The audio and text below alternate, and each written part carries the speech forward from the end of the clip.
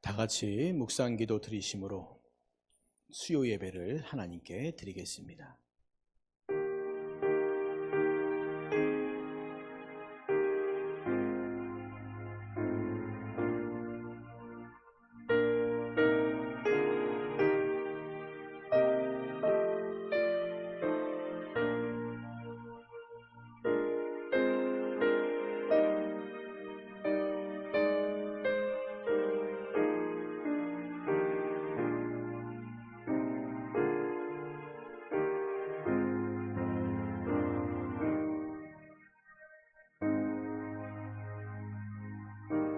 하나님은 영이시니 예배하는 자가 영과 진리로 예배할지니라.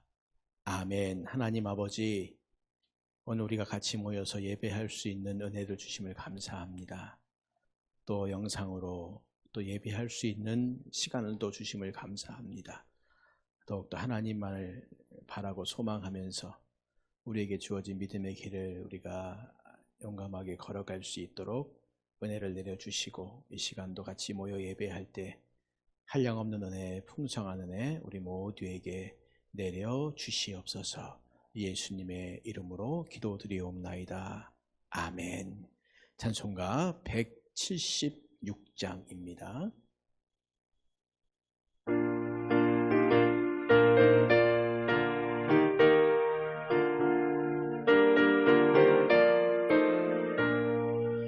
주 어느 때 다시 오실는지 아는 이가 없으니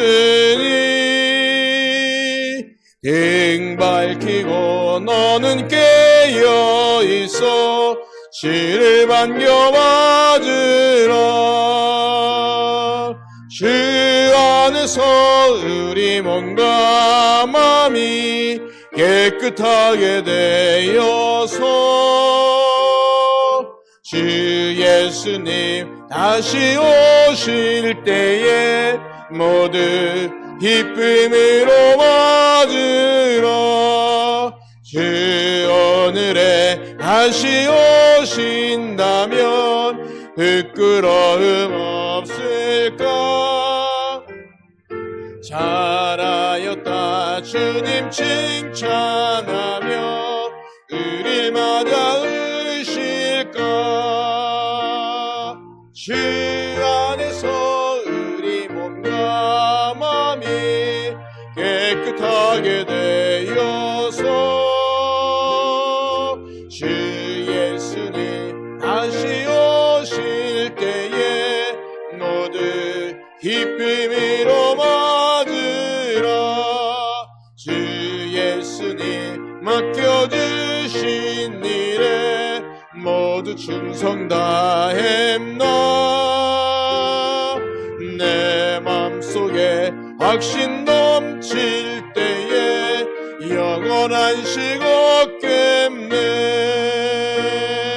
주 안에서 우리 몸과 마음이 깨끗하게 되어서 주 예수님 다시 오실 때에 모두 기쁨으로 맞으라. 주 예수님 언제 오실는지 한밤에나 낮에나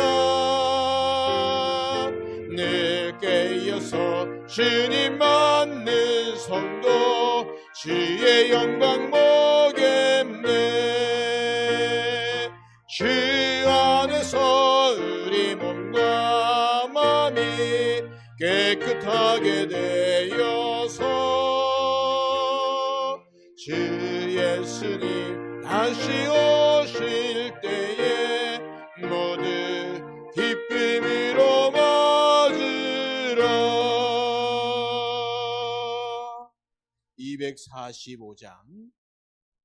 245장 한 장 더 부르시겠습니다.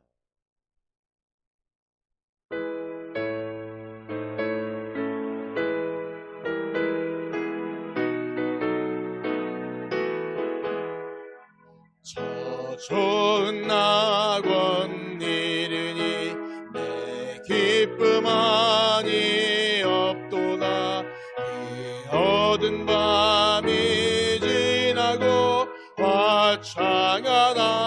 힘되도다.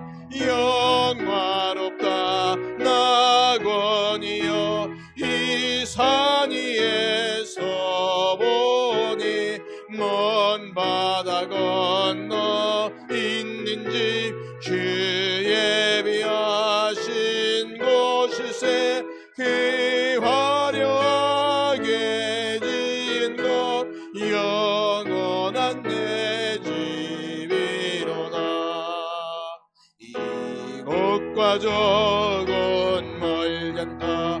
주 예수 건너오셔서 내 손을 잡고 가는 것 내 평생 소원이로다. 영화롭다 낙원이여 이 산 위에서 보니 먼 바다 건너 있는 집 주 예비하신 곳일세. 그 화려하게 지은 것 영원한 내 집이로다. 저 묘한 화초 향기는 바람에 불려오는데 생명수가 안가 초목은 언제나 청청하도다. 영화롭다 낙원이여 이 산 위에서 보니 먼 바다 건너 있는 집 주 예비하신 곳일세. 그 화려하게 지은 것 영원한 내 집이로다. 전한 음악 소리는 내 귀에 들려오는데 흰 옷을 입은 무리들 전사와 노래하도다.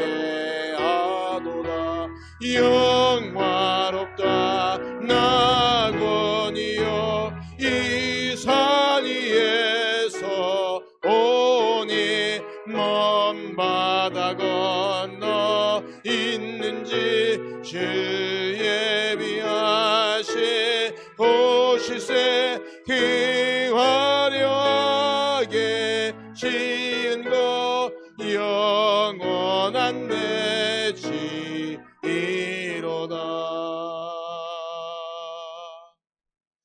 이 시간을 같이 합심하여 기도하겠습니다. 오늘 드려지는 예배를 위해서 기도해 주시고 또 주실 말씀 우리가 붙잡고 살아가기를 소망하며 같이 또 기도하시고 아울러서 코로나19로 인해서 지금 온 나라가 힘들고 전 세계가 참 많이 힘듭니다. 이 힘든 상황들을 잘 이겨나갈 수 있도록 기도해 주시고 특별히 교회들이 믿음 안에서 하나님 앞에서 온전하게 이 믿음의 이 시간들을 잘 기도하며 이겨나갈 수 있는 은혜를 주시라고 같이 우리 합심하여 기도하는 시간 갖겠습니다. 같이 기도하겠습니다. 하나님 아버지 은혜를 감사합니다. 오늘에게 주신 날 귀한 시간을 기억하며 우리가 하나님 앞에 서서 예배할 수 있도록 도와주시옵소서. 기도할 때 주님 바라보고 의지하며 소망할 때 주님 함께 하시고 하나님 우리가 오늘도 주의 말씀을 듣고 예배하고 소망하는데 예배의 자리가 주님 바라보고 소망하고 서로 복된 자리요 주님이 기뻐하는 자리가 되게 하시고 주님이 하시는 거룩한 사랑과 복되고 아름다운 삶을 될 수 있도록 도와주시기를 기도하고 기도합니다. 예수님 지켜주셔서 인도해 주셔서 감사하고 더욱더 주님을 바라보시고 삶을 살 수 있도록 도와주시고 지켜주시면 감사합니다. 해주시면 감사합니다. 주님 도와주신 말씀 붙잡고 순종하는 전 세계적인 어려움이 있습니다. 이 어려움들 가운데 거짓말하는 자들, 속임수는 자들 어떻게 하시고 하나님 정말 어려운 가운데 우리가 잘 이겨나가고 믿음으로 이겨나가고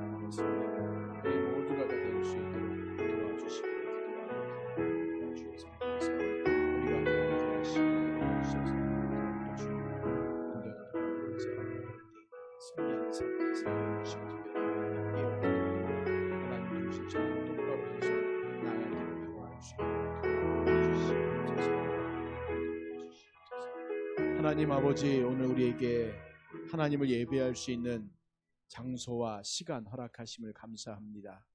이 시간도 같이 모여 예배하고 또 각자의 처소에서 영상으로 예배할 때에 하나님, 우리가 드리는 예배 하나님이 기뻐 흠양하여 주시고 주님이 원하시고 기뻐하시는 아름답고 복된 믿음의 삶들을 우리가 포기하지 않고 끝까지 살아갈 수 있도록 은혜를 내려 주시옵소서.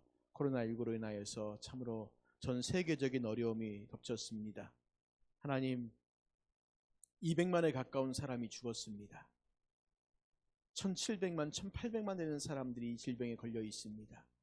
하나님께서 긍휼을 베풀어 주시고 다시 우리 인간들이 회개하고 주님을 바라보게 하시고 하나님 아버지, 교회들도 깨어 기도하며 욕심 버리고 주님이 기뻐하시는 믿음의 선한 길을 걸어갈 수 있는 은혜를 다시 한번 우리 모두에게 내려 주시옵소서.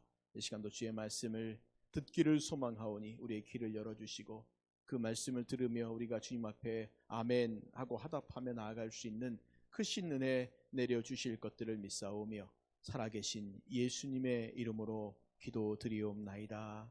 아멘.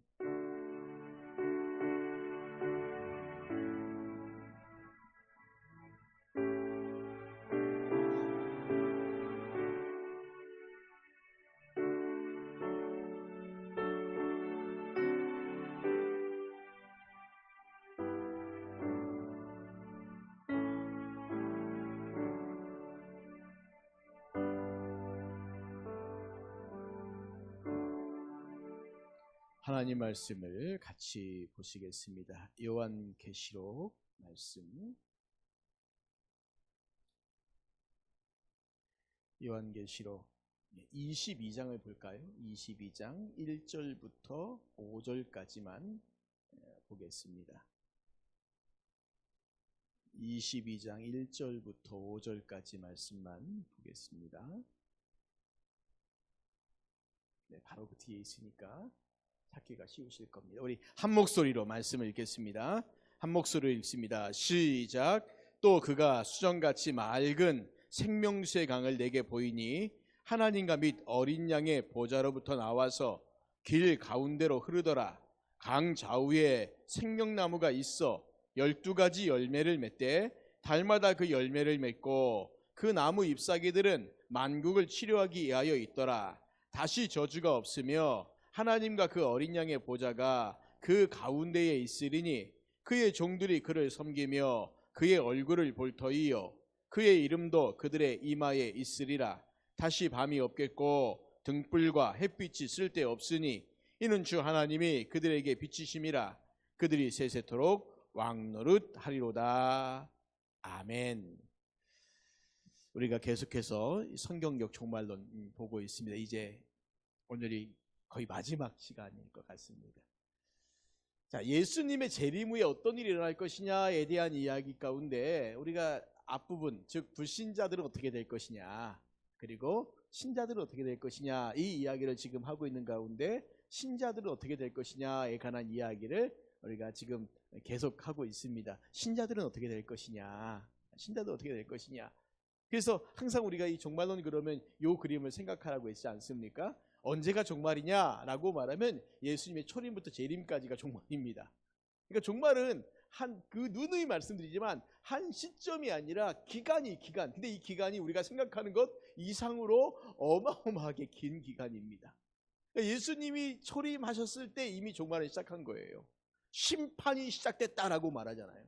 그렇죠? 그리고 그 심판이 완성될 때가 언제냐면 예수님의 재림입니다. 지금은 뭘까요? 그럼 예수님이 심판하시는 과정인 거예요. 종말의 과정이라는 겁니다.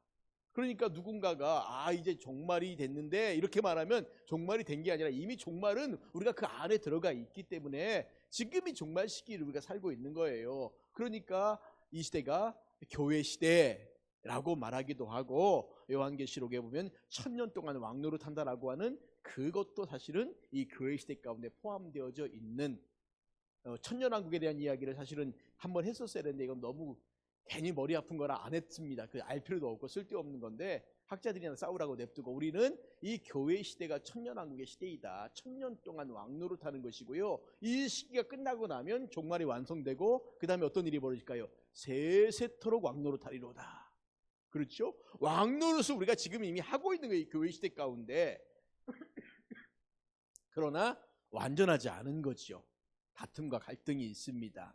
여러 가지 어려움들이 있습니다. 그렇죠? 그러니까 우리가 이 교회 시대는 은혜가 있는 시대고 그 다음에 환난과 핍박이 있는 시대고 이 두 가지가 전혀 상반될 것 같은 이 두 가지가 같이 있는 시대예요. 그렇기 때문에 우리가 살아가는 것이 뭐냐면 이 교회 시대는 은혜를 붙잡고 소망을 가지고 살아가는 겁니다. 지금 우리의 삶이 그러지 않습니까?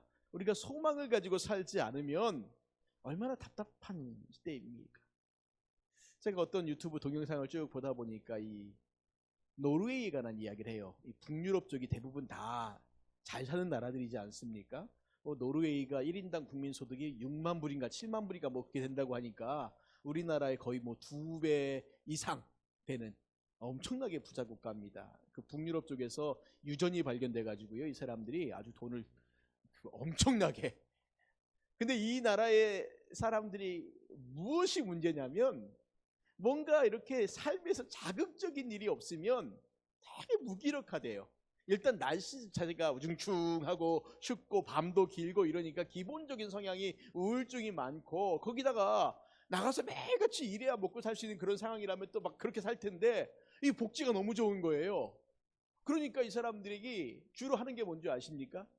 엄청나게 모험적인 일들을 많이 하네. 굉장히 많이 하네. 위험한 일들.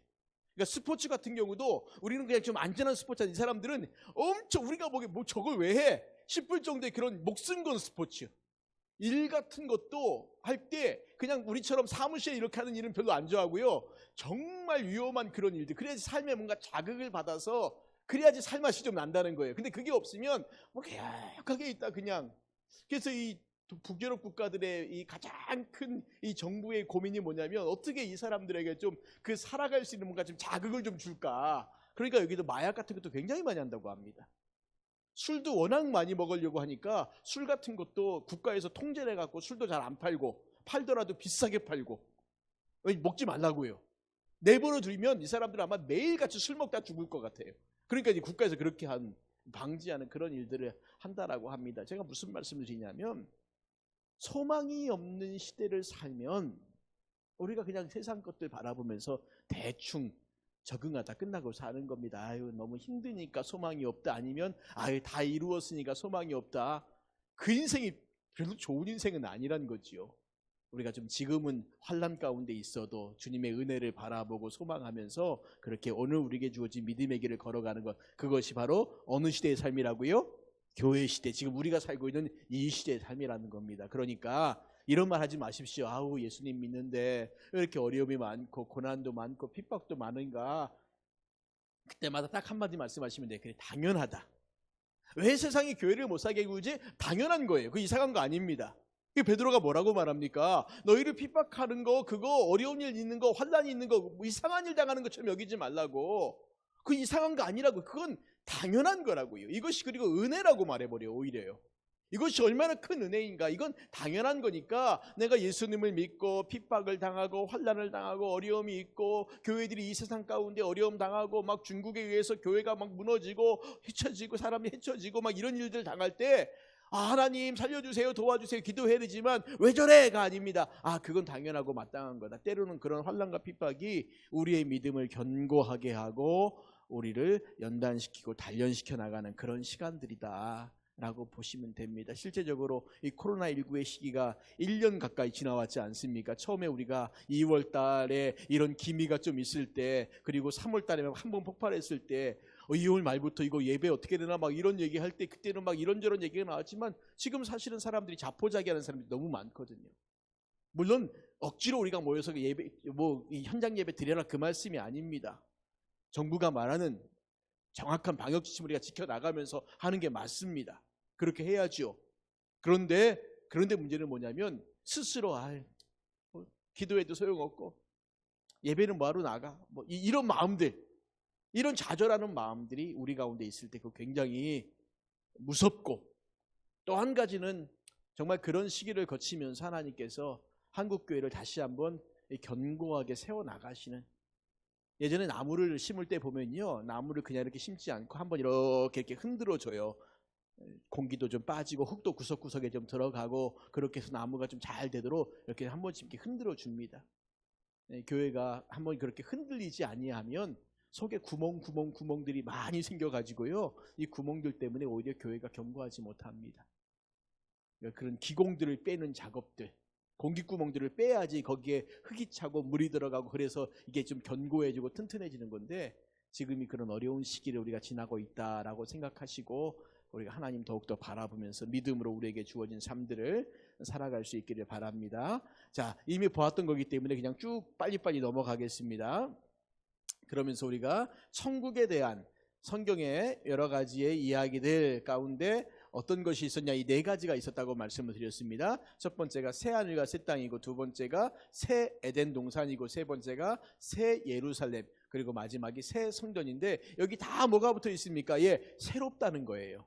기존에 있던 것들이 새로워진 것이라고 말씀을 드렸어요. 이것을 싹 쓸어버리고 없애버리고 다시 만드신 게 아니라, 기존에 있던 것들을, 이미 더럽고 오염되어진 것들을 다시 회복시켜 나가는 그런 과정들이라는 거죠. 만약에 하나님께서 그렇게 하지 않으셨으면은 아담과 하와가 죄를 범했을 때 어떻게 하셨을까요?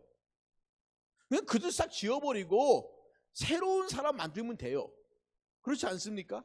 뭐하러 그 아담과 하와를 내보내고 그의 자손 가운데 가인의 후손 또 셋의 후손 이렇게 연결해가지고 이 복잡한 과정들을 뭐하러 거쳤겠습니까? 그냥 싹 쓸어버리고, 깔끔하지 않습니까? 싹 쓸어버리고 새로운 아담, 새로운 하와 만들어서 하나님이 머릿속에다가 니들 다시는 범죄하면 안 된다라는 생각 집어넣고 그러면 되셨죠. 근데 그렇게 안 하셨다는 거예요.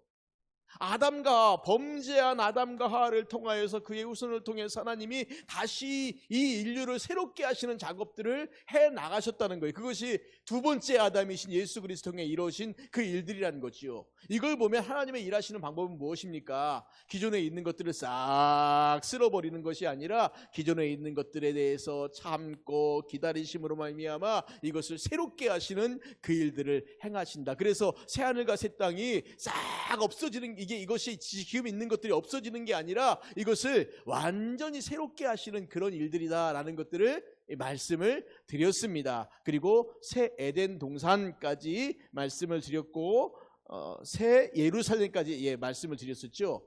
자, 새 에덴 동산의 특징은 두 가지가 있다고 말씀을 드렸는데, 첫 번째가 생명수의 강이 있다라고 말씀드렸어요.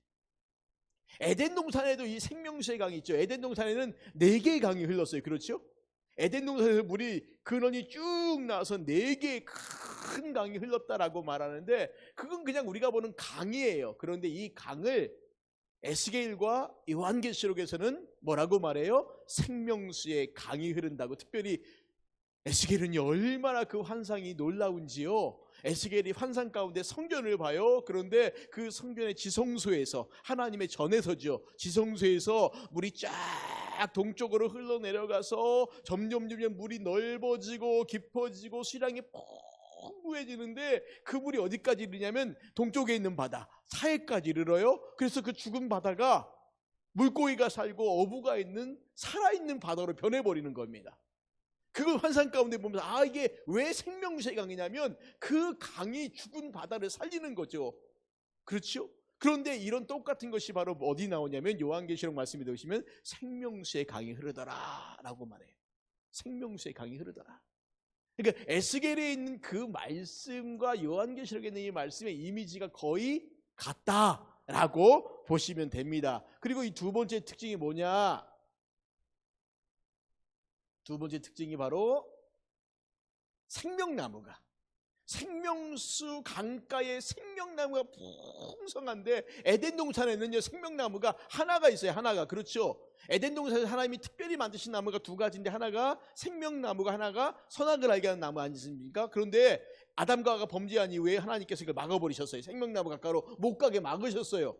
근데 이 막힌 것이 풀어졌고 이것이 또 한두 개가 아니라 그 생명수 강가의 풍성함은 하나님의 구원의 은혜가 얼마나 풍성한가라는 것들을 우리에게 보여주고 12달 열매를 맺는데 날마다 새로운 거예요. 똑같은 게 아니라 날마다 새롭고 풍성하고 신선하고 이런 것들을 우리에게 보여주고 있는 겁니다.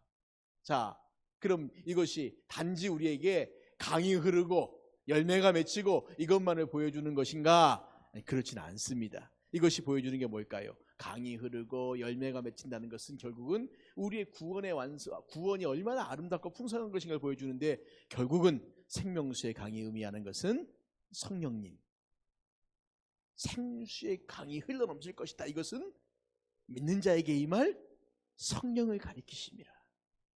그리고 그 성령께서 우리 안에 풍성히 충만히 그렇게 역사하실 때 우리에게 무엇의 열매가 맺혀요? 성령의 9가지 열매가 맺히는 거죠. 성령의 열매가 맺히는 겁니다. 그러니까 이 생명수의 강과 생명나무의 그 열매들이 상징하는 게 바로 뭐냐면 성령님이고, 그리고 성령님으로 인한 성령의 열매들을 의미하는 거예요.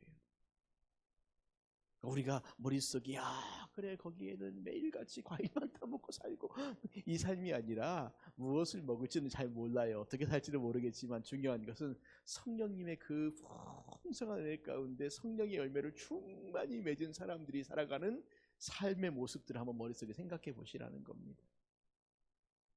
뭐 예를 들면 여기 안에 있는 사람들이 다 기쁘고 즐겁고 이기심, 시기, 질투 이런 게 없는 사람들끼리 여기 모여 있다고 생각해 보십시오. 그럼 모여서 얼굴만 봐도 얼마나 기쁘겠습니까? 얼마나 즐겁고 행복하겠어요? 그러니까 세상에 있는 기쁨, 우리나라가 전국적으로 모든 국민이 한 마음으로 기뻐했을 때가 언제였을까 봤더니 앞으로 그런 날들은 한번 오겠죠. 통일될 때 한번 그런 날이 오겠고, 그 전에 딱 한 번 있었습니다. 2002년도에 월드컵 때. 그렇죠. 이때는 이건 그냥 다 친구예요. 다 친구. 그냥 빨간 옷 입고 전부 다 얼마나 그때 이 감격들이, 그때 서로 싸우거나 이런 것도 별로 없었어요. 그냥 서로 다 좋아하고 그냥 행복해하고, 우승까지 했으면 아마 나라가 뒤집어졌을지 모르겠지만 그래도 하나님이 그러지 말고 4강까지만 가고 좀 겸손하라고. 근데 보십시오. 그렇게 큰 경사가 있고 기쁜 일이 있을 때 우리가 얼마나 행복했냐는 거예요. 얼마나 즐거웠냐는. 그런데 그것과는 비교도 할 수 없는 영원한 기쁨과 영원한 즐거움이 우리 가운데 있다면 그 안에 사는 우리들의 삶이 얼마나 행복하겠냐는 거죠. 2002년도에 그 시간들이요, 생각해보면 얼마나 빨리 지나가는지 몰라. 어떻게 지나갔지 싶을 정도로 모르게끔 원래 행복하고 즐거운 날들은 빨리 지나가는 겁니다.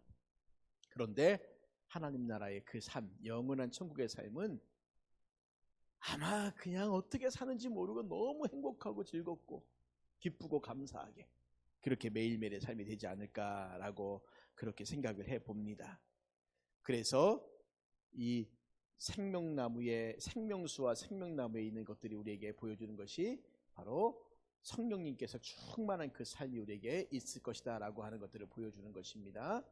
자, 생명나무의 열매가 보여주는 것은 무한하고 영원한 하나님과의 교제의 삶이 영원히 새롭고 영원히 신선하고 영원히 풍성하다라는 것을 보여준다라고 말씀을 드렸습니다. 세 번째, 새 예루살렘이 상징하는 게, 영원한 천국이 상징하는 게 뭘까요? 바로 새 예루살렘이다라고 말씀을 드렸어요. 지금의 예루살렘은 이렇게 생긴 도시입니다. 이렇게 생긴 도시입니다. 사람들이 살면서요, 이게 말은 평화의 도시지만 여기가 평화의 도시가 아니라 맨날 이게 싸움 나고 전쟁 나고 굉장히 시끄러운 도시입니다. 근데 성경에서 보여주는 것은 이 도시가 아니라 새 예루살렘은 이렇게 생겼다라고, 정육면체 모양이다라고 그렇게 이야기를 합니다. 어떻게 생겼을까? 얼마나 클까라고 말할 때 규모가 이렇게 생겼다고 말해서 12문이 있고 12기초석이 있고 144규빗이고 그 다음에 12,000 스타디온이라고. 그런데 12문, 12기초석, 이건 12지파와 12사도를 의미하는 것이고 144규빗이 대략 한 70m를 의미하는데 이것은 성벽의 두께를 의미한다고 말씀드렸어요. 성벽의 두께가 이 정도 두껍다. 그러니까 이게 뭡니까? 외부로부터 어떤 침략도 받지 않는다는 거죠. 성벽이 70m면 이걸 누가 뚫고 들어오겠습니까? 어떤 무기로도 뚫을 수 없을걸요 아마. 그 다음에 이 성의 크기가요, 가로 세로 높이가 약 지금의 길이로 2,400km쯤 된다라는 거죠. 2,400km면 서울부터 시작해서 필리핀 마닐라까지 가는 거리가 2,400km입니다. 그 2,400km에 정육면체의 구조물이 있다라고 한번 머릿속에 생각해 보십시오. 위로 2,400km를 올라갑니다. 위로 2,400km를 올라가요. 엄청나죠? 그렇죠? 엄청납니다. 이 어마어마한 높이죠. 어마어마한 높이. 인간이 가장 높이 올라갔던 에베레스트가 8,900m잖아요. 그렇죠? 8,900 몇 미터. 네, 그렇죠? 그 정도밖에 안 돼요. 근데 2,400km를 올라가는 겁니다. 어마어마한 길이죠. 그래, 이런 구조물을 우리에게 보여주는 건 뭐냐면, 이곳에 우리를 위해 예비해 놓으신 하나님의 집이 많다라고 하는, 예수님께서 요한복음 14장 말씀 가운데 내가 너희를 위하여 처소를 예비하러 간다 말씀하시지 않습니까? 우리를 위해서 처소를 예비하신단다. 어떤 처소일까? 이런 집을 말씀하시는구나 라고 하는 것. 물론 사도 요한이 보았던 환상 가운데 보았던 거기 때문에 이게 정확하냐라고 말할 수는 없지만, 어찌됐거나 예수님이 요한복음 14장에서 말씀하신 우리를 위하여 예비하신 처소를 의미한다면, 그러면 충분히 여기 다 거하지 않겠습니까? 만약에 아파트를 이렇게 크게 진다고 생각해 보십시오. 그러면 여기 얼마나 많은 사람들이 들어가 살 수 있을까요? 또 얼마나 많은 방들을 만들 수 있을까요? 어마어마하지 않겠습니까? 우리의 상상을 초월한다라는 그런 말씀인데, 여기 나오는 12, 12, 12, 12 모두가 다 구약교회와 신약교회를 의미하는 것이고, 하나님 백성 모두를 상징하는 것으로서 결국은 저 구조물이 의미하는 게 뭘까요? 하나님의 백성은 모두가 다 들어갈 살집이 있다라는 것을 우리에게 보여주는 겁니다. 그들이 거할 처소는 충분하다라는 겁니다. 우리를 위해 예비해 놓으신 처소가 충분하다라는 거예요. 부족하지 않다라는 겁니다. 그러니까 내가 들어가면 거할 집이 있을까? 이 땅에서야 우리가 그런 염려하고 살죠. 그렇죠? 매일같이 집은 저기저기 짓고 있는데 내 집은 하나도 없네, 우리가 이런 생각을 하고 살지만, 하나님의 나라는, 그 영원한 천국은 그 걱정할 필요 없다는 겁니다. 너희가 들어가 살 집은 무궁무진하니까 들어가기만 해라 이거죠. 여기 안 들어가려고 발버둥 치지 말고 들어가기만 하라는 겁니다. 자, 그러면 누가 하나님 나라의 백성일까? 누가 백성일까요? 하나님께 속해 있는 믿음의 자녀들만이 하나님 나라의 백성들이에요. 이게 중요합니다. 하나님께 속해 있는 믿음의 자녀들만이, 그들만이 바로 하나님 나라의 백성입니다. 그들이 거하는 거예요. 누가요? 하나님께 속해 있습니다. 믿음의 자녀들입니다. 구원받은 백성들입니다. 그러니까 이거 마태복음 말씀에도 보시면 마지막 종말의 강화를 얘기하시면서 그 심판 때에 갈라놓는 것 얘기를 하시지 않습니까? 하나님께 속해 있는 자와 속해 있지 않는 자를 갈라놓으심에 대한 이야기를 끊임없이 보여주는 게 뭐냐면, 하나님 나라의 백성과 백성 아닌 자들을 정확히 그 마지막 때에 구분하셔서 하나님께서 예배해 놓으신 그 처소 가운데 거하게 하시는 그 일들이 분명히 있다라는 거지요. 자, 그러면 우리를 위해 예배해 놓으신 그 집의 재료들이 뭐냐? 얼마나 멋지냐면 금과 진주와 보석으로 이루어졌다라고 그렇게 말하는데, 그럼 정말 금과 진주와 보석인가? 그렇지 않아요. 이건 뭐겠습니까? 하나님 나라 백성들이 가치와 영광을 보여주는 겁니다. 제가 지난주에 그런 말씀 드리지 않았습니까? 집에 손님이 오시면, 물론 우리가 손님을 차별하면 안 되지만, 정말 정성을 다해 대접해야 될 손님과 그냥 편하게 대접할 손님과 있지 않아요? 그러면 정말 정성을 다해서 대접해야 될 손님들은 내가 갖고 있는 가장 좋은 그런 아마 그 음식이 그릇이나 이런 것들 꺼내다가 그 대접하지 않겠습니까? 우리는 그런 문화가 좀 덜하지만, 그 유럽이나 미국 같은 경우에 그 파티 문화가 많을 때는 손님에 따라서 쓰는 그릇이 다르다고 합니다. 그럼 이 사람이 그릇 자랑하려고 보내는 걸까요? 아니죠. 더 좋은 그릇을 꺼내는 이유가 뭐겠습니까? 그 오는 손님을 대접하는 거거든요. 더 좋은 그릇을 꺼내는 이유는, 더 좋은 것들을 보여주는 이유는 그 손님을 대접하는 거예요. 오늘 금과 진주와 보석으로 이루어진 새 예루살렘의 하나님께서 우리에게, 야, 나 부자지, 봐라, 니들 세상에서 아무리 저거 가지고 있어도 나는 그까짓 거 이렇게 쓴다? 우리에게 보여주고 자랑하시기 위함이 아니라, 우리에게 그만큼 우리가 가치 있고 우리가 귀하다라는 것을 보여주시기 위한 겁니다. 그래서 하나님 보시기에 우리 한 사람 한 사람은 정금보다 귀합니다. 할렐루야. 네, 정금보다 귀해요. 보석보다 귀합니다. 여기 보석 같은 사람들이 앉아 있는 거예요. 하나님 보시기에. 그 보석같이 아니라 보석보다 더 귀한 사람들이. 왜냐하면 보석을 우리가 밟고 있으니까. 금을 밟고 있으니까. 금보다 더 귀한 사람들이 바로 우리들이에요. 하나님 보시기에. 보석보다 더 귀한 사람들이 우리라는 겁니다. 그러니까 그 소망, 아 그래 내가 가치가 없는 자가 아니라 하나님이 나를 그렇게 값어치게 하셨지. 그래서 가끔 가다가 우리 성도들 한 사람 한 사람이 얼마의 가치가 있는 사람인 줄 아세요? 이렇게 물어볼 때가 있습니다. 박명현 간사님, 얼마의 가치가 있는 사람인 줄 아세요? 우리가요? 예? 말할 수 없죠. 아니 말할 수 있습니다. 얼마만큼 가치가 있을까요? 예수님만큼 가치가 있는 사람들이에요. 왜냐하면 예수님을 십자가에 죽게 하셔서 우리를 살리셨잖아요. 예수님을 피 흘려서 그 핏값으로 우리를 사셨으니까 예수님의 핏값하고 우리는 값어치가 똑같은 거예요. 그렇죠? 누가 보기에요? 하나님 보시기에요. 실제적으로 그 값어치가 되겠습니까? 안 되죠. 그런데 하나님은 그 값어치를 치르신 거예요. 예수님의 핏값을 치르셔서 나 한 사람을 사신 거예요. 그러니까 내 값어치가 예수님하고 똑같은 거죠. 예수님의 핏값이라는 거예요. 얼마나 우리를 하나님이 귀하게 보시는가라는 거예요. 얼마나 우리를 귀하게 보시는가. 양 한 마리도 아니고 염소 한 마리도 아니고 송아지 한 마리도 아니에요. 우리는 예수님의 값어치와 똑같은 값어치를 우리를 보고 계신다는 거예요. 그러니까 그런 값어치 있는 우리를 하나님 맞으시니까 얼마나 좋은 걸 아시겠어요? 금으로 바닥을 쫙 까시고 보석으로 집을 지으시고 진주로 문을 만들어 놓으시고, 이게 우리의 값어치가 그만큼 귀하기 때문에 그렇게 우리를 대접한다라고 그렇게 보시면 돼요. 그런데 이 땅을 살면서 이렇게 값어치가 있는 우리들이 값어치 없게 살면 되겠습니까? 이렇게 값어치 있다라고 우리를 보시는데 하나님은 우리가 값어치 있는 삶을 살아야죠. 값어치 없는 삶을 살면 되겠습니까? 그렇게 살면 안 되잖아요. 근데 우리가 이 땅에서 아니 금으로 된 바닥을 밟고 다니는 사람들이 그저 요만한 금덩이 하나 얻으려고 그냥 자기 자존심 체면 다 버리는 이런 삶 살면 안 되잖아요. 그렇죠? 보석으로 된 집에 살 사람들이 콘크리트 된 집 좀 더 큰 집 얻겠다고 거기서 살게 그거 살겠다고 그거 하면 안 되지 않습니까? 이 땅에 있는 것들과 하나님께서 우리에게 주실 것들에 대한 값어치를 바꾸지 말라는 거예요. 이건 비교가 되지도 않습니다. 정금보다 더 귀하고 진주보다 귀하고 보석보다 더 귀한 것이 바로 우리들입니다. 이 값어치를 잊지 마시라는 거예요.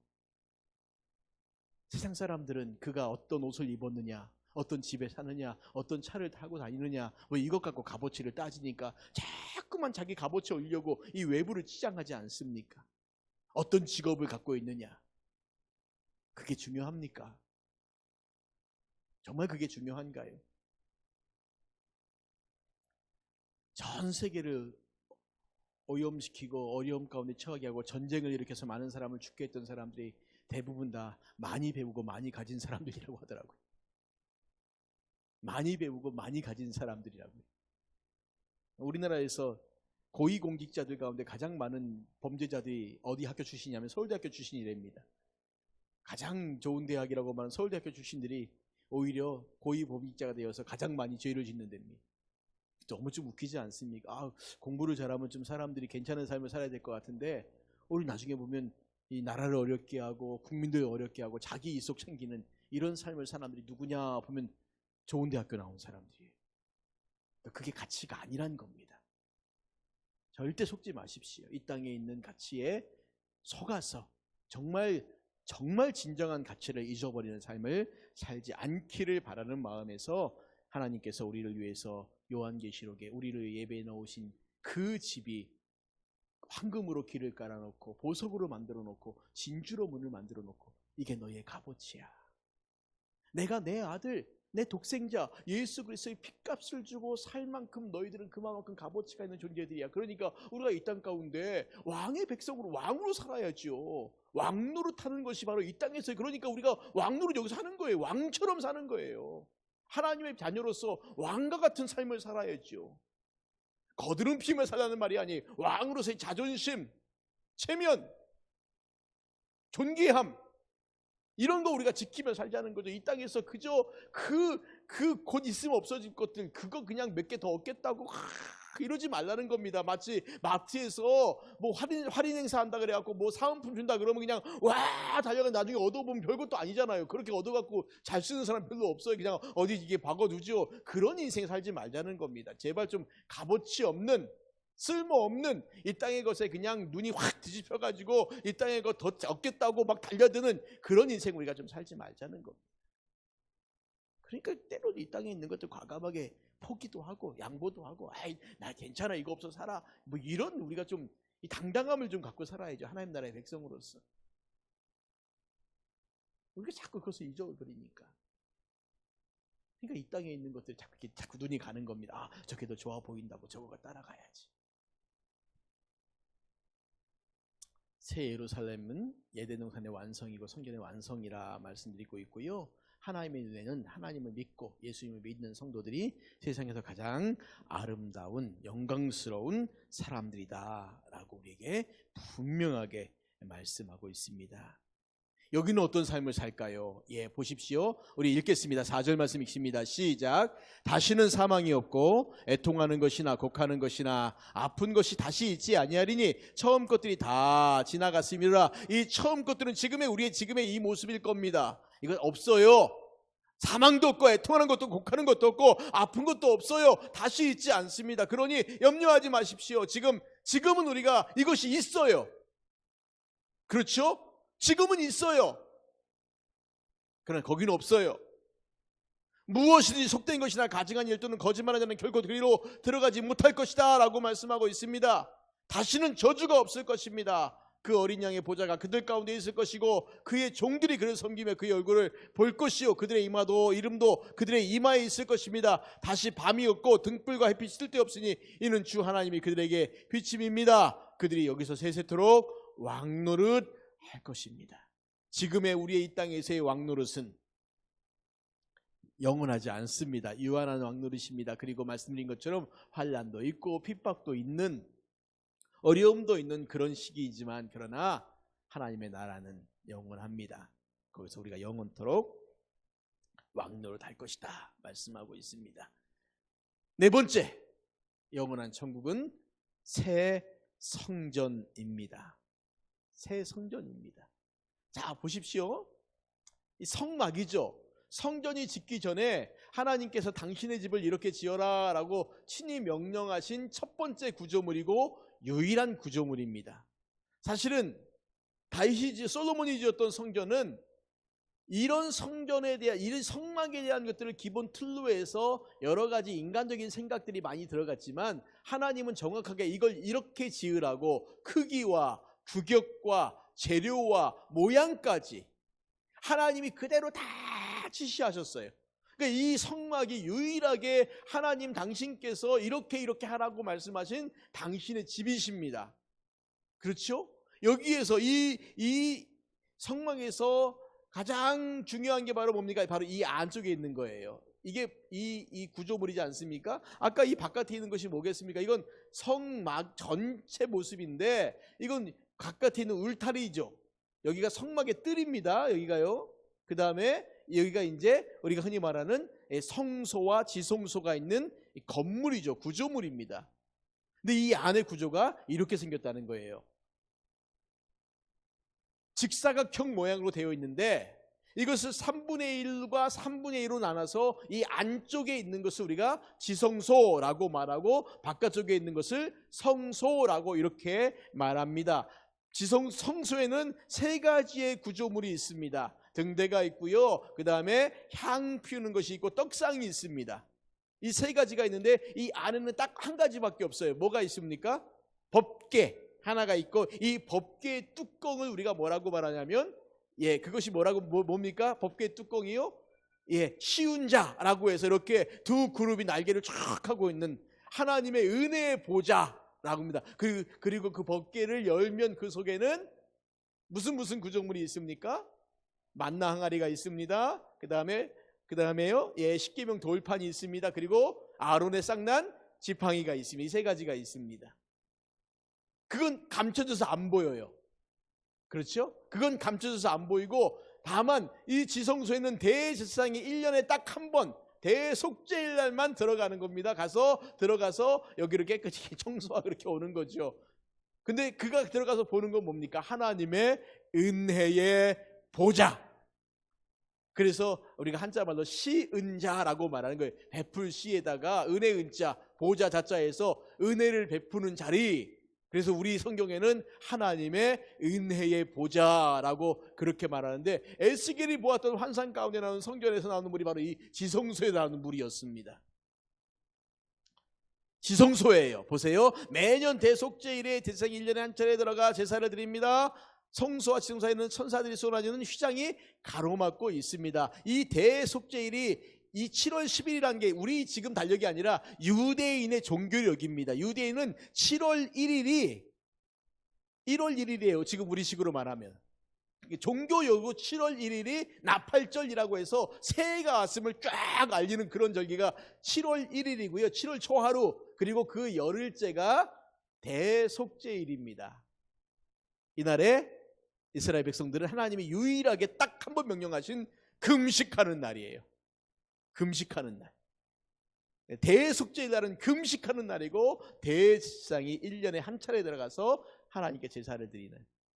뭐 여기서 제사 드린다고 해서 무슨 그 안에 소를 때려잡고 이게 아니라 이미 잡은 짐승의 피를 가지고 와서 이렇게 뿌리고 하는 이런 일들을 행하는 그런 것이 바로 이 대속죄의 날 이루어지는 것입니다. 이것이 이후에 솔로몬이 지은 성전의 모양으로 이렇게 발전해 나가죠. 웅장하게 지었죠. 하나님이 솔로몬이 성전 짓는 것을 원하셨을까요? 원하시지 않으셨을까요? 원하지 않으셨어요. 그렇죠. 다윗이 짓겠다고 한 건 짓지 말라고 했고, 사실은 그 말은 다윗이 짓지 말고 솔로몬이 지어라 이 말이 아니라, 엄밀하게 말하자면 하나님은 사람의 손으로 지은 집에 거하지 않는다라고 말씀하셔요. 그런데 다윗이 워낙 그 마음이 하나님을 향한 마음이 가득했기 때문에 하나님이 그 마음을 받으셨고, 근데 너는 전쟁을 너무 많이 했기 때문에 네가 짓지 말고 네 아들 보고 지어라. 그래서 솔로몬이 짓는데, 솔로몬이 이 성전을 지을 때 정말 정성을 다해 짓고, 하나님께서 이 건물이 마음에 들어서가 흡족한 게 아니라 사실은 솔로몬이 행했던 그런 그 믿음의 행위들이 너무 예뻐서, 우리식으로 말하면 그냥 그것을 받으시고 흠양하신 거지요. 만약에 이것이 하나님의 집이었다면, 하나님이 영원한 집이라면 하나님이 이 집을 헐어버리셨겠습니까? 아니죠. 근데 이 집 헐어버려요. 그렇죠. 언제 헐어버립니까? 586년에 바벨론에 의해서 남쪽 유다가 멸망당할 그 당시에 성전도 싹 허물어져 버립니다. 여기에도 역시 뭐가 있습니까? 예, 보십시오. 똑같아요. 구조는 이게 좀 복잡해졌을 뿐입니다. 왜냐하면 성막은 광야에 있는 것이고, 성전은 그래도 이제 딱 지어놓은 건축물이기 때문에 여기에 뭐 제사장들도 있어야 되고, 그 다음에 성물들도 갖다 놔야 되고, 뭐 여러 가지 뭐 복잡한 일이 있겠지만 기본 구조는 똑같아요. 마당이 있고, 그 다음에 이 안에 성소가 있고, 지성소가 있는 이 기본적인 구조는 똑같습니다. 이 지성소 역시 마찬가지 똑같아요. 성막의 지성소를 들어가는 그것과 성전의 지성소로 들어가는 그것이 똑같다라고 보시면 됩니다. 그래서 보세요. 놀라운 것은, 그런데 우리가 요한계시록 말씀 읽어보면 새 예루살렘에는 성전이 있을까요? 없을까요? 없다고 말씀하세요. 주 하나님이 친히 성전이 되심이라 이렇게 말하거든요. 그리고 또 한 가지, 새 예루살렘 전체가 이렇게 정사각형의 모양이 돼 있잖아요. 그런데 사실은 지성소가요, 가로 세로 높이가 똑같아요. 지성소가 안에 들어가는 그 구조물이, 지성소의 방 크기가 가로 세로 높이가 똑같아요. 그러니까 딱 정사각형인 겁니다. 그래서 이 새 예루살렘의 이 모양이 사실은 지성소를 상징하는 것이라고 우리가 볼 수 있는 거지요. 그래서 오늘 우리 모두가 다 제사장이지 않습니까? 그러니까 제사장으로서 하나님이 특별히 지목해 부르신, 이제 무슨 사명을 감당하냐면 대제사장으로서 이 지성소에 들어가서 우리가 하나님을 직접 눈으로 마주하고 섬기는 그런 복된 은혜를 우리가 받았다는 거예요. 언제예요? 예수님의 재림 이후에. 이해가 안 되신 얼굴로 쳐다보고 있습니다. 이해가 되세요? 안 되세요? 왜 이 모양이 가로 세로 높이가 이렇게 딱 똑같은 정사각형 모양이냐면, 이것은 다분히 의도가 있다는 거예요. 지성소의 모양과 이 모양이 같다는 겁니다. 물론 크기는 다르죠. 그런데 정육면체의 모양이라는 것은 똑같아요. 결국 그런 무슨 말이냐면 새 예루살렘이라는 것 자체가 그게 자체가 지성소라는 겁니다. 그 안에 하나님을 또 예배하는 성전이라는 건물이 있는 것이 아니라 그것 자체가 이미 성전인 거예요. 그리고 그 안에 들어가서 하나님과 더불어 예배 살아가는 우리들은 다 뭘까요? 다 제사장들이라는 거예요. 그러니까 그 안에서의 모든 삶이 무슨 삶일까요? 하나님을 예배하며 경배하는 그런 삶이라는 거죠. 이게 바로 이 새 예루살렘 그 다음에 성전 의미할 때 말해요. 이게 바로 하나님의 나라라는 겁니다. 하나님의 나라는 어떤 특징이 있을까요? 하나님의 임재 가운데 있는, 그게 하나님 나라지 않습니까? 하나님의 나라의 특징이 뭐냐면 하나님이 왕이시고 우리는 하나님 백성 되어서 하나님이 친히 다스리시는 거예요. 그게 하나님 나라잖아요. 근데 하나님의 나라인데 하나님이 왕이지도 않고 백성도 아니고 그 다음에 하나님 다스리지도 않고, 만약에 이렇다면 그게 어떻게 하나님 나라겠습니까? 영원한 하나님의 나라는 바로 우리 모두가 다 하나님 백성 되어서 하나님의 다스리심에 기뻐하고 감사하는 그런 삶을 살아갈 수 있는 것, 이게 바로 예수님 재림 이후에 우리가 들어가 살 영원한 천국에 관한 영원한 하나님의 나라에 대한 그 모습들이라고 볼 수 있어요. 그래서 보십시오. 결국 새 예루살렘이 뭐라고요? 지성소입니다. 새 예루살렘의 시민은 누굽니까? 우리들은요, 대지상들이에요. 이게 지금 우리의 값어치를 어떻게 보고 계시느냐라는 것들을 지금 계속 말씀하고 있는 겁니다. 계속 말씀하고 있는 겁니다. 또 하나 보십시오. 이 대제사장의 이 복장 가운데 보시면은 특이한 게 두 가지가 있어요. 첫 번째는 이 가슴에 흉패에 있는 이 12개의 보석이고, 이 어깨에 있는 이 보석 2개에 12지파 이름이 6개씩 새겨져 있는 이 모습들이거든요. 근데 이게 달려있는 게 뭐냐면 다 보석이에요, 보석. 그럼 왜 이 보석으로 이렇게 했을까? 이게 뭐 대제사장이니까 폼 잡으려고 이렇게 한 거니까 아니에요. 이 12개의 보석도 다 이스라엘 12지파를 의미하는 겁니다. 하나하나가 다요. 그 다음에 여기 보석의 6지파, 여기 보석의 6지파를 적은 것도 역시 이스라엘 12지파를 의미하는 거고요. 대제사장이 하나님 앞에 이스라엘 12지파를 탁 갖고 나가는 겁니다. 혼자 들어가는 게 아닌 거예요. 대제사장이 혼자 그 지성소 속에 들어간다라는 것이라고 생각하는데 아니에요. 사실은 상징적으로 이스라엘 12지파가 다 함께 거기 들어가는 거예요. 그럼 이것이 오늘 새 예루살렘에서, 새 성전에서, 새 하나님의 나라에서 우리가 어떤 생각을 할까요? 아, 우리 모두가 다 그렇게 하나님 앞에 가는구나. 어떤 의미로 본다면 예수 그리스도와 함께 더불어 우리 모두가, 하나님 나라의 백성들 모두가 다 하나님 나라에서 하나님을 예배하는, 하나님을 직접 눈으로 보는 그런 복된 삶 우리가 살겠구나라는 겁니다. 그래서 보십시오. 여기 보니까 이렇죠. 그의, 이거 필요 없습니다. 하나님의 얼굴을 대면한 자들이 누구냐? 대면한 자들, 대면할 자들, 아담이었어요. 그렇죠? 타락 이전에 아담은 늘 하나님과 함께 동행했던 사람이었습니다. 대화도 하고요. 그래서 아담이 하나님과 함께 다니면서 짐승의 이름도 짓고, 아담아 너 저거 뭐라고 부를래? 뭐요? 라고 말한 그것이 그 짐승의 이름이 되었다라고 말하죠. 아담은 그렇게 산 사람이었어요. 그런데 아담이 타락한 이후에 하나님의 얼굴을 볼 자가 없어졌습니다. 그 누구도 못 봤어요. 심지어 그 모세까지도 못 봤어요. 그렇죠? 아브라함도 못 봤어요. 소리만 들었지. 그런데 누가 그 은혜를 받았냐면 바로 대제사장들이요. 특별하게. 그런데 누가 또 그 얼굴을 대면하냐면 새 예루살렘의 시민들인 오늘 우리들이 그 은혜를 누릴 것이라는 겁니다. 이게 얼마나 큰 은혜냐는 거죠. 우리가 타락 이전에 아담처럼 하나님과 동행하며 같이 하나님과 더불어 살아가는 삶을, 그 복된 삶을 살 수 있다는 거죠. 그러면 보십시오. 하나님의 얼굴을 본다는 게 무슨 의미인가? 첫 번째, 하나님의 얼굴을 본다는 것은 사람이 하나님의 완전한 제사장이 되어 하나님과 온전한 교제에 들어가야 된다는 표현입니다. 우리가 하나님과 더불어서 이런 뭔가 중간에 막힌 게 있거나 아니면 중간에 무슨 중보자가 있거나, 우리 지금은 하나님께 기도할 때 우리의 기도를 들으신 중보자가 있죠. 누굽니까? 예수 그리스도의 중보자가 있잖아요. 그렇죠? 그리고 우리가 기도할 때 항상 예수님의 이름으로 기도합니다라고는, 예수님의 이름을 힘입어 기도합니다라는 이 말을 덧붙이는 이유가 뭐냐면 우리의 중보자가 계신 거예요. 그런데 이제는 그 중보자도 필요 없어요. 가로막힌 시장도 필요 없습니다. 직접 온전한 교제 가운데 이루어질 거라는 겁니다.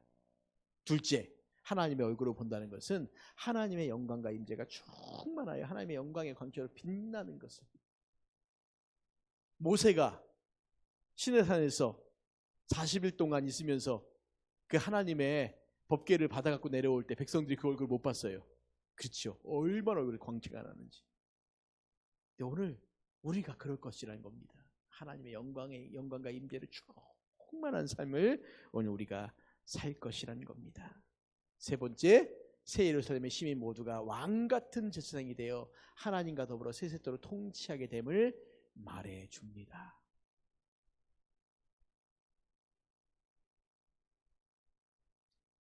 기쁘시죠? 자, 이제 마지막 결론을 짓겠습니다. 그러면 이 영원한 천국에 대한 소망을 가지고 우리는 어떻게 살아야 할까라는 거죠. 어떻게 살아야 할까? 이 소망이 있는데 어떻게 살아야 할까? 제가 지금까지 몇 주에 걸쳐서 계속 말씀드린 건 뭐냐면 우리가 이 소망을 가지고 살자는 거예요. 그렇죠? 그럼 어떻게 살아야 될까? 영원한 천국은 우리로 이 땅의 각종 고난과 고통을 이겨낼 수 있는 가장 강력한 힘이 된다라는 겁니다. 저 소망을 가지고 우리가 이겨나갈 수 있겠구나. 여러분, 마트에 가시면요, 본 상품을 팔려고 사람들이 앞에서요 그 본 상품을 조금 이렇게 넣고 맛보게 합니다. 그렇죠? 뭐죠 그게요? 시식 코너입니다. 먹어볼래? 그럼 이제 이걸 먹고 맛있으면 오케이 사자 그러죠. 시식 코너, 부담 없이 맛보는 겁니다. 맛봐서 맛있으면 사는 거예요. 그렇죠?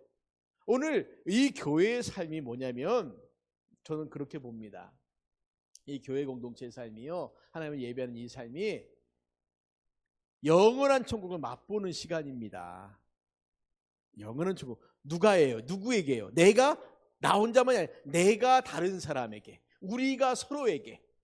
우리가 이런 말 들으면 항상 그래 맞아 교회가 잘해야지. 근데 내가 교회 아닙니까? 목사가 잘해야지. 그 말이 아니라 우리 모두가 서로가 서로에게 영원한 천국을 맛볼 수 있는 그런 삶을 우리가 살아가야 된다는 거예요.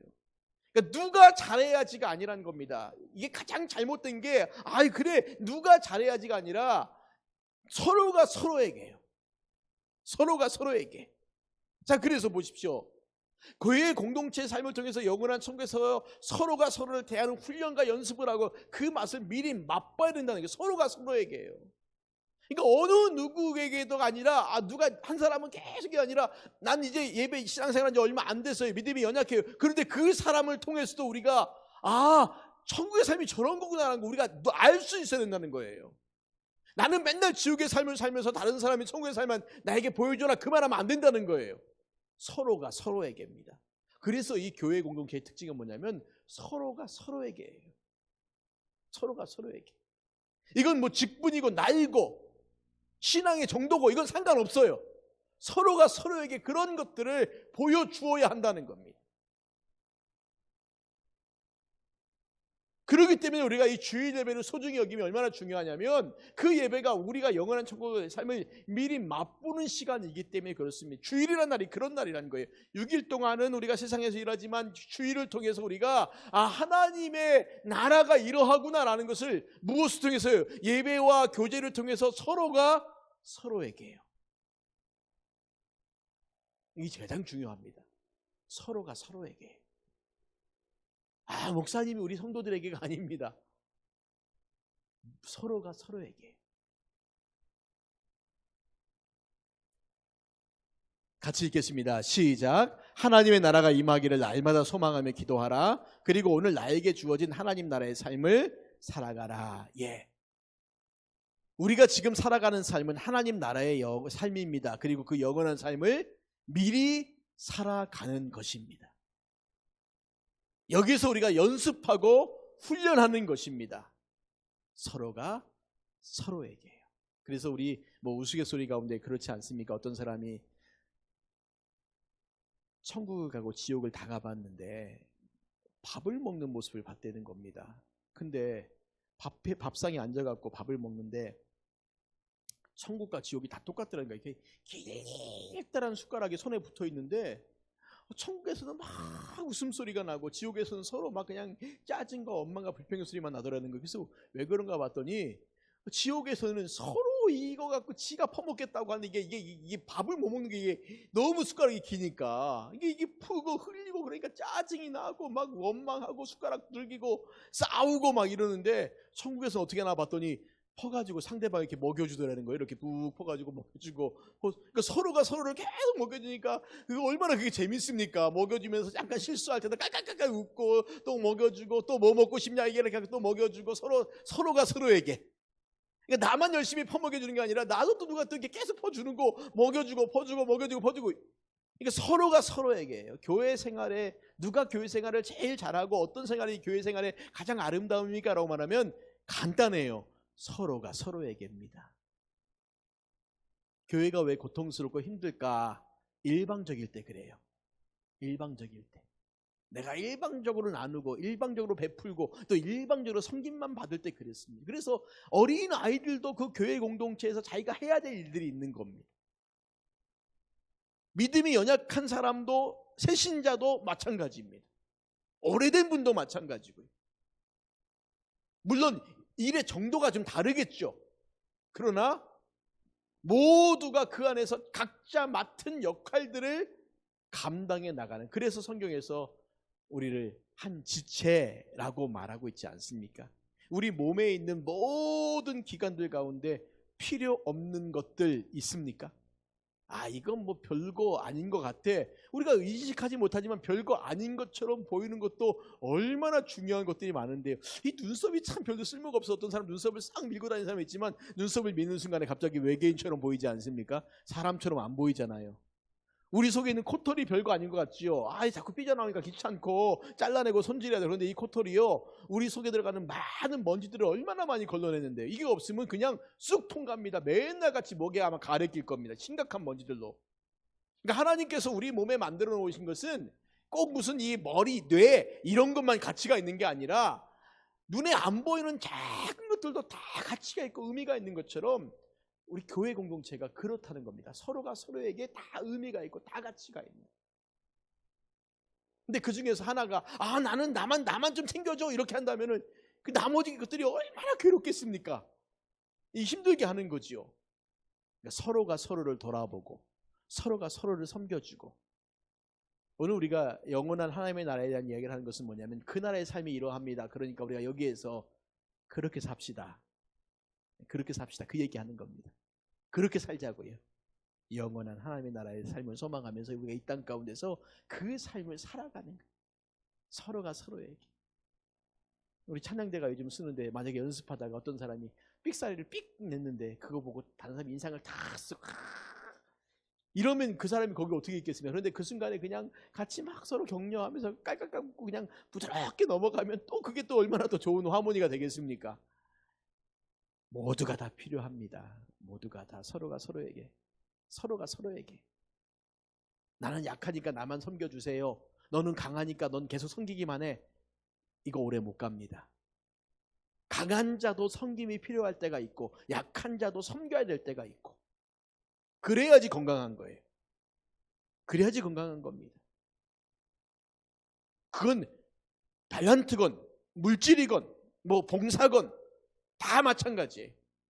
많이 있는 자가 더 많이 하는 건 맞지만 그러나 많이 있는 자도 강한 자도 섬김이 필요할 때가 있고 약한 자도 없는 자도 섬겨야 할 때가 있고 그래야지 우리가 정말 아름다운 하나님의 나라를 이 땅 가운데서 우리가 체험하면서 살아갈 수 있게 되는 것입니다.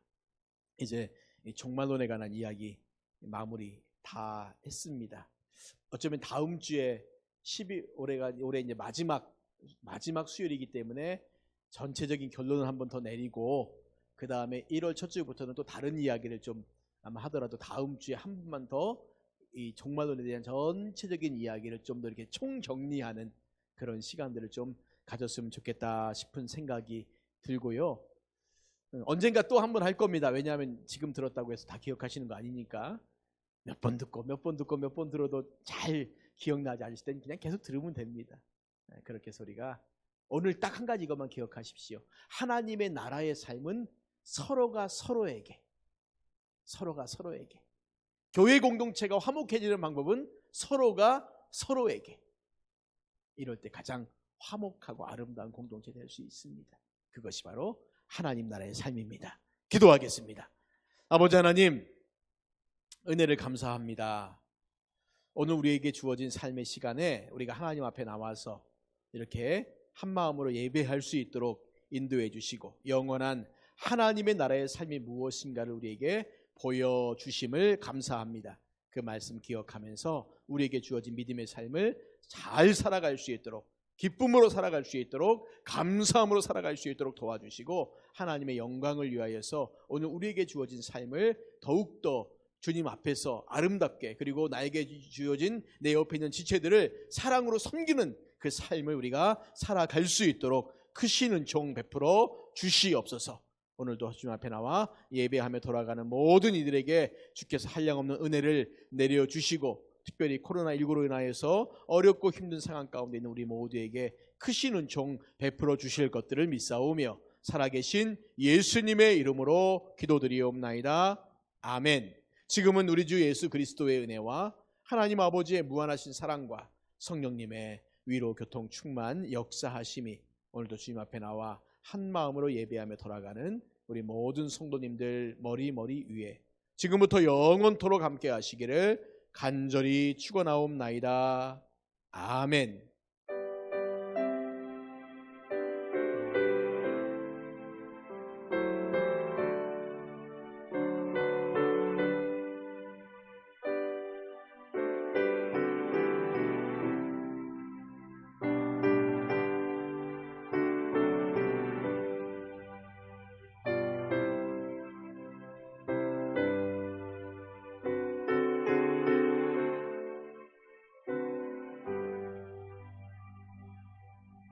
주일날 성탄절 예배는 1부 예배, 2부 예배 그렇게 두 번 드립니다. 9시 예배 때는 우리 찬양대가 안 쓰기 때문에 어르신들이 와서 이렇게 예배 드리셔도 되고요. 2부 예배 때는 찬양대가 준비한 찬양이 이렇게 영상으로 나가기 때문에 아마 2부 예배 때 참석할 수 있는 분들은 많지 않습니다. 그래서 꼭 기억하시고 1부 예배, 2부 예배, 성탄절 예배 난 집에서 드리기가 어렵다 그래도 못 오시는 분들은 집에서 꼭 성탄절 예배 드릴 수 있도록 그렇게 해주시기 바랍니다.